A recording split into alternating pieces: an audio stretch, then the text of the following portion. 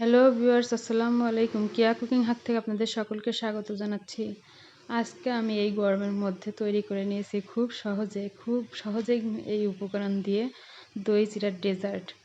এটা গরমের সময় খেলে আমার মনে হয় প্রত্যেকটা মানুষ একদম ঠান্ডা হয়ে যাবে। আর এটা খেতে অসম্ভব সুন্দর হয়ে থাকে। এর জন্য আমি 3 পোয়া দুধ নিয়েছি আর এটাকে আমি 1.5 পোয়া করে নিয়েছি। আর এখানে সামান্য একটু গুঁড়ো দুধ নিয়ে নিয়েছি। এই দুধটাকে ভালোভাবে জাল করে নিয়েছি, অনবরত নেড়েচেড়ে এটাকে কমিয়ে নিচ্ছি। আর এর মধ্যে সামান্য একটু চিনিও দিয়ে নেব আমি আমার প্রয়োজন অনুযায়ী। চিনিটা আপনারা না দিতে চাইলে এখানে স্কিপ করে নিতে পারেন। আমি চিনিটা এখানে দিয়ে নিচ্ছি। আমার ছেলেরা একটু মিষ্টি পছন্দ করে তাই। আর আমরা চাইলে মিষ্টি দই, টক দই দুটো দিয়ে এটা খেয়ে নিতে পারি, ডেজার্টটা তৈরি করে নিতে পারি। দুধ জাল দেওয়ার সময় অবশ্যই খেয়াল রাখতে হবে, নাড়াচাড়া বন্ধ করলে নিচে তলানিতে দুধটা লেগে যেতে পারে, তাই একটু ভালোভাবে নেড়েচেড়ে নিতে হবে নিচে থেকে। এতে করে তলানিতে লাগানোর কোনো ভয় থাকবে না। দেখুন দুধ জাল দেওয়াটা আমার প্রায় হয়ে গেছে, ঘনও প্রায় হয়ে এসেছে। দেখুন আমি এইভাবে ঘন করে নিয়েছি জাল করে। আর এটাকে জাল করার পরে ঠান্ডা করার জন্য আমি বাইরে থেকে ঠান্ডা করে নিয়ে ফ্রিজে দিয়েছিলাম। ফ্রিজ থেকে আমি বের করে নিচ্ছি এটাকে আমি মাখানোর জন্য চিড়ার সাথে।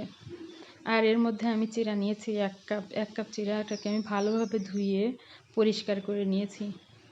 আর সামান্য একটু লবণ দিয়ে নিচ্ছি, এটাকে ভিজিয়ে রাখবো একটু পানি দিয়ে।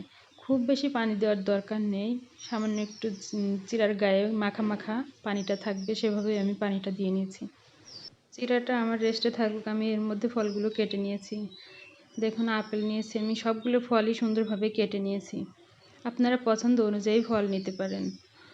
চিড়াগুলো ফুলে অনেকটা সুন্দর হয়ে গেছে। এখন আমি আরেকটা বাটিতে চিড়াগুলো ঢেলে নিচ্ছি। ঢেলে নেওয়ার পরে আমি কিছুটা দুধ দিয়ে নিলাম।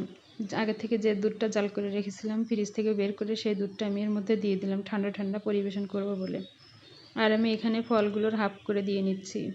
বাকিটা আমি পরিবেশনের সময় সুন্দরভাবে সাজানোর জন্য রেখে দিয়েছি। দেখুন আমি ফলগুলোকে দিয়ে নিলাম, সবগুলো ফলই দিয়ে নিয়েছি। আর এর মধ্যে নিয়েছি কিশমিশ, কাঠবাদাম। আর দিয়ে দেবো এখানে ডালিম। ডালিমের অর্ধেকটা আমি দিয়ে নিয়েছি।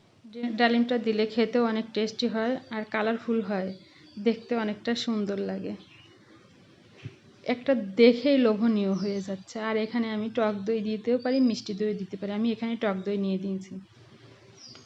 আপনারা চাইলে যে কোনো একটা দই আপনারা নিয়ে নিতে পারেন। এখানে সম্পূর্ণ এটা ঠান্ডা ঠান্ডা পরিবেশন করবেন, খেতেও অনেক সুন্দর হবে। দেখুন আমার চিড়ার ডেজার্টটা তৈরি হয়ে গেছে। আমি বাকি দুধটুকু এর মধ্যে দিয়ে দিলাম। আমার দুধটা একটু কম ছিল, মিশিয়ে নেওয়ার সময় আমি বাকিটা এর মধ্যে দিয়ে দিলাম। এর মধ্যে যদি আপনাদের স্বাদে কম হয় তাহলে আপনারা প্রয়োজন অনুযায়ী সেটাকে মিক্স করে নেবেন। আজকের এই চিড়ার ডেজার্ট রেসিপি যদি আপনাদের ভালো লেগে থাকে তাহলে লাইক, কমেন্ট, শেয়ার এবং সাবস্ক্রাইব করে দিবেন। আর আমার পাশেই থাকবেন। নতুন বন্ধুদের বলছি, নতুন বন্ধুরা অবশ্যই আমাকে সাবস্ক্রাইব করবেন যদি একটুকু আমার ভিডিও ভালো লেগে থাকে। দেখুন আমার ডেজার্টটা একদম তৈরি হয়ে গেছে। এটা দেখতেও যেমন সুন্দর লাগছে, খেতেও অনেক টেস্টি হয়েছিল মাশাআল্লাহ। একবার এই ডেজার্ট খেলে বারবার খেতে ইচ্ছা করবে। এই ঠান্ডার সময় বাইরে থেকে যদি কেউ আসে কিংবা মেহমান আসে, আপনারা চাইলে এটা তাদের সামনে পরিবেশন করতে পারেন, খুব অল্প সময়ে হয়ে যাবে আর তারা মাশাআল্লাহ আপনাকে অনেক প্রশংসা করবে। তো বন্ধুরা আজকের মতো এখানেই বিদায় নিচ্ছি। আল্লাহ হাফেজ।